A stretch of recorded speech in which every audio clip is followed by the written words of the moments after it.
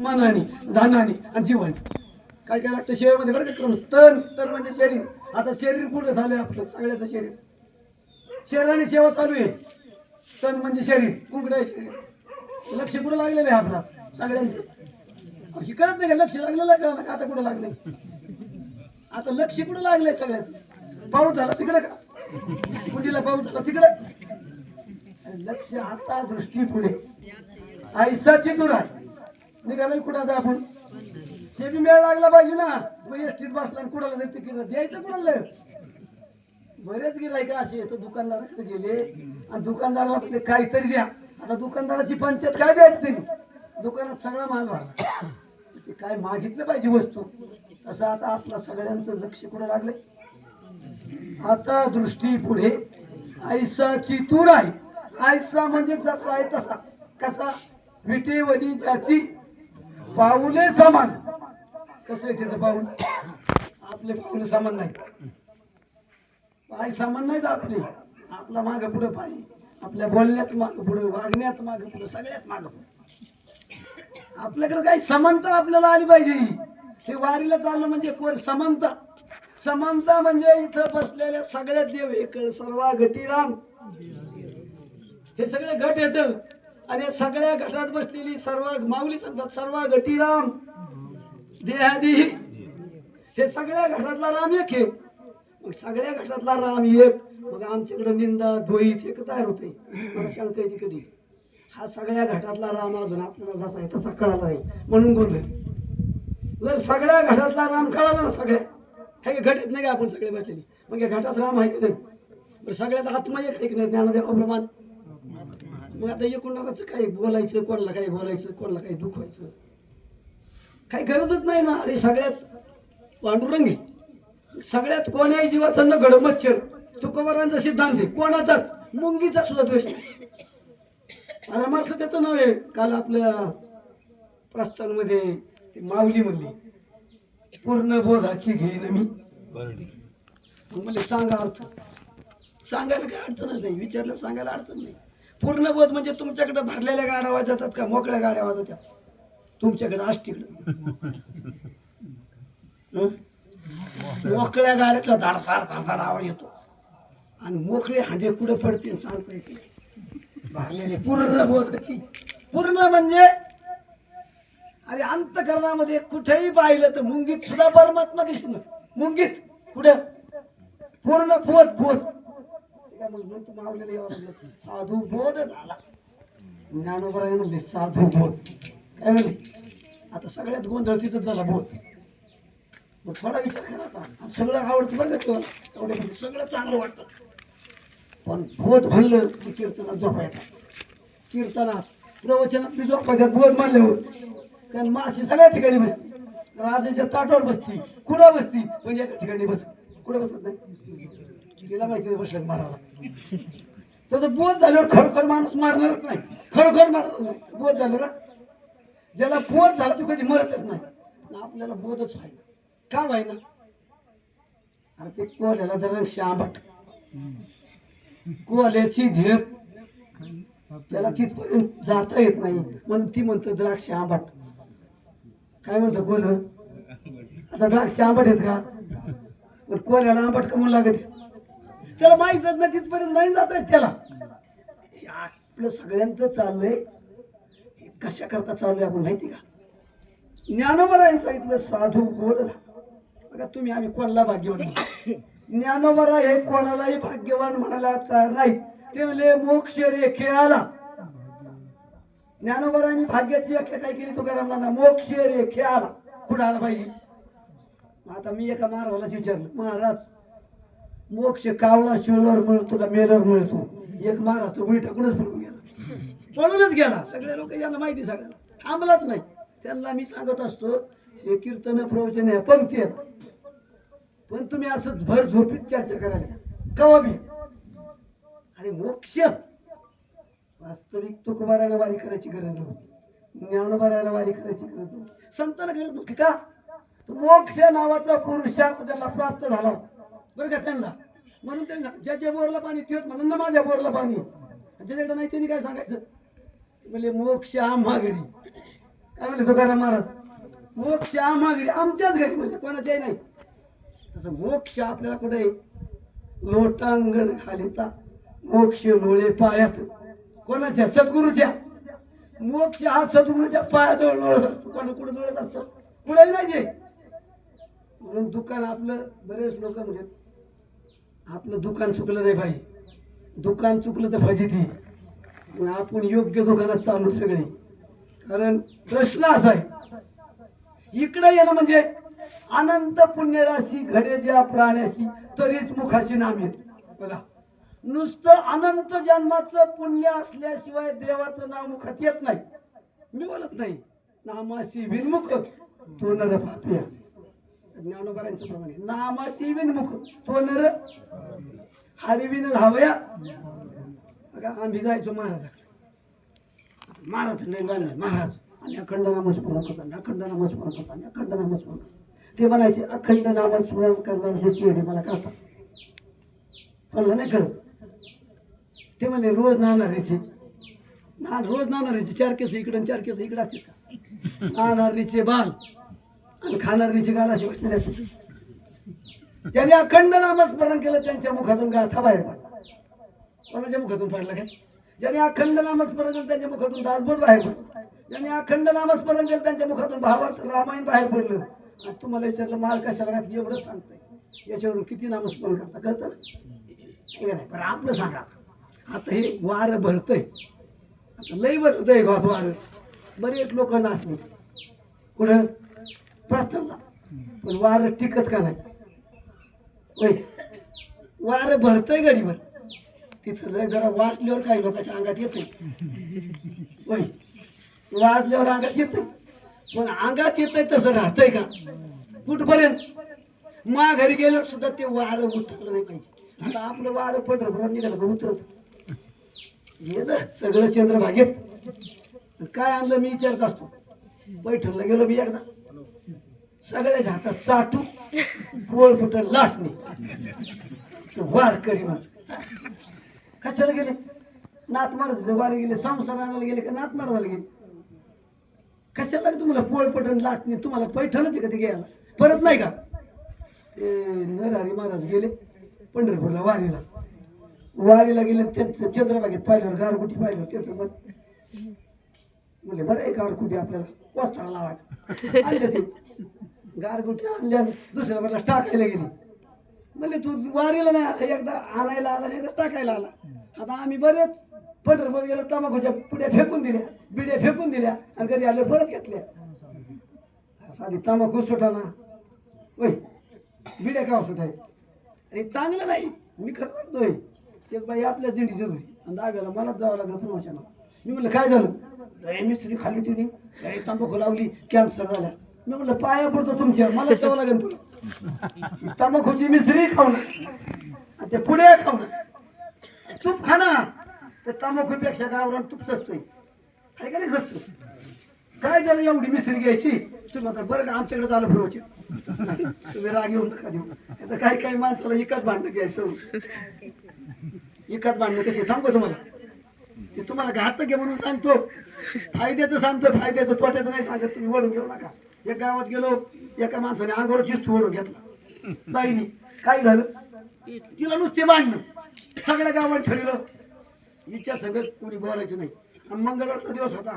5,000ची पैठण नेसली, गेली आंबाबाईचा जोगा. आता गेलो त्या बाईने बदाम काजू वाढायला. बदाम नाही, काजू नाही, इस्तू. ती टाकलं इस्तू. आता इस्तू टाकलं, साडी जाळली. मग माझी साडी जाळली पाणी. बरेच लोक दिंडीत येऊन सुद्धा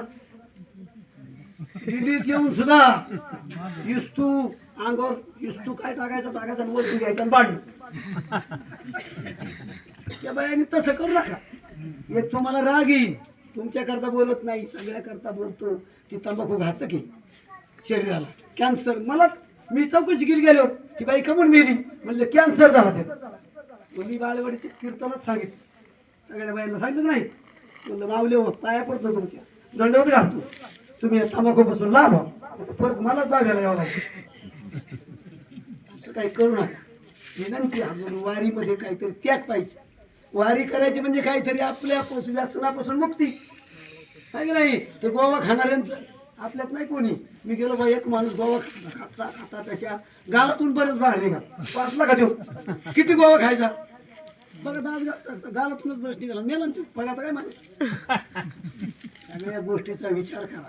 आपल्याला पुरा हे शरीर नाही सगळं मिळेल पण शरीर नाही का मिळेल शरीर का आहे कोणला गॅरंटी. शरीर परत नाही याचा विचार करा आणि वारी परत नाही. मी स्पष्ट बोलणारा माणूस आहे.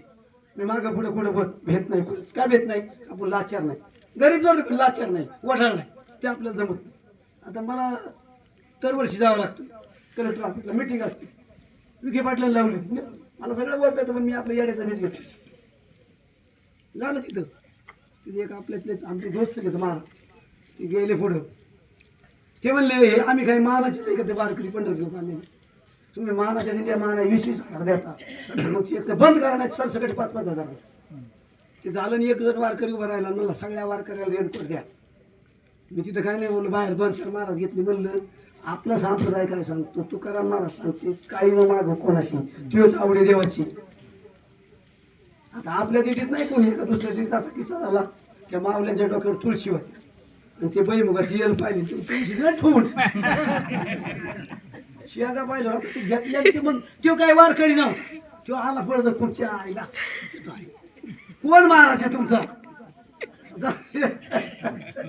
जर आपलं मन वारीत निघाल्यावर बघा तुम्हाला काय सांगा सोनं बी टाकील एखादा माणूस आपल्या पुढे एखादा माणूस सोनं बी टाकील ऐका नुसतं सांगायचं देखिलिया धन मूर्तिके समान आणि एखाद्याचं सोनं पाहिलं तर पाय देऊन खिशात घालायचं नाही ते वारकऱ्याचं लक्ष नाही काहीच नको आपल्याला कोणाचं देव. मी म्हणलं ते रेनकोट मागण्यापेक्षा वारी एकदाय आपले हजार जाऊन द्या पांडुरंगाला काय ते बोल तुम्ही स्वस्तच बोलत असतो म्हणून काय काही ना मागं कोणाची तेच आवडे देवाची देवाकडे मागायचं नाही मागितल्यावर देतोच न मागणार जो मागतो ना त्याला म्हणतो पुढे होईल.